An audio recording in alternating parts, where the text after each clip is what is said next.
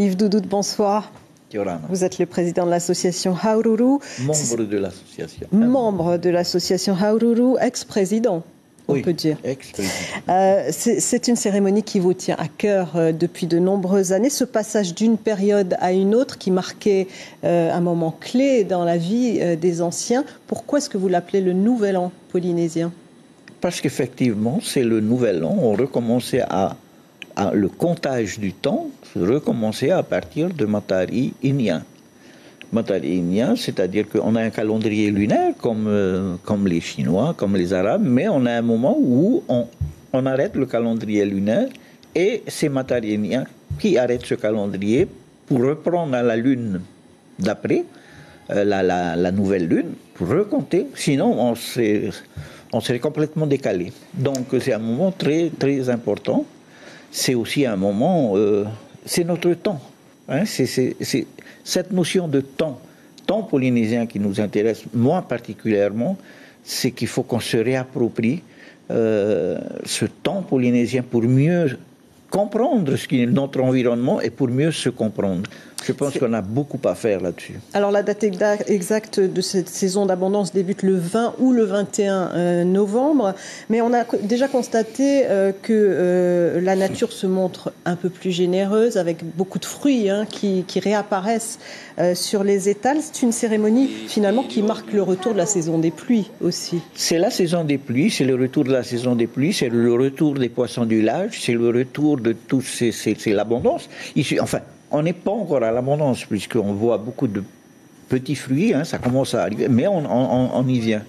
Et donc, c'est ça qu'on a peut-être oublié. Beaucoup de gens, on va regarder sur les étals ce qui se passe, mais il suffit de lever les yeux et de regarder un peu ce qui se passe dans avec les arbres. Avec les Pléiades, le lever des Pléiades. Alors, les Pléiades, c'est simplement un moment que les ancêtres... Alors, c'est associé au soleil, Il ne faut pas oublier, on a tendance à dire Matari Inia.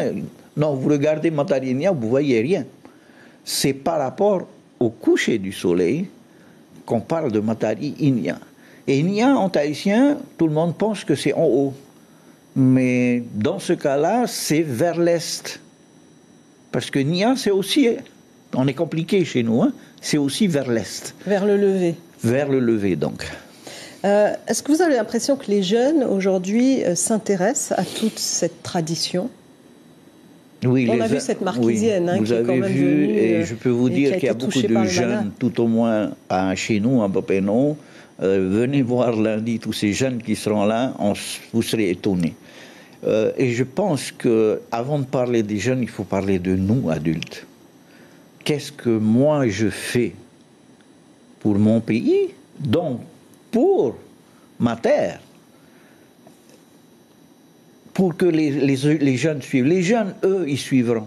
Parce qu'en fait, tôt ou tard, la vie va les amener à mieux comprendre. À faire un retour aux sources. C'est l'évidence.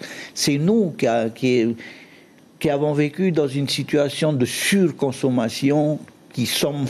un peu la génération perdue. C'est un peu la génération perdue. On est parti trop loin vers l'extérieur, en oubliant complètement que, en fait, la vie, elle est là à côté de nous. Il faut la rechercher, retrouver nos racines. Et une de nos racines, c'est les Unu, les Taura. C'est notre généalogie. Combien de gens ne savent plus d'où ils viennent? Pourtant, c'est important. Yves Doudout, merci d'avoir répondu à toutes ces questions. Je rappelle qu'une cérémonie débutera aussi lundi. Lundi, à partir de 17h, à l'embouchure de Papenon, de la Vaituoru. Merci.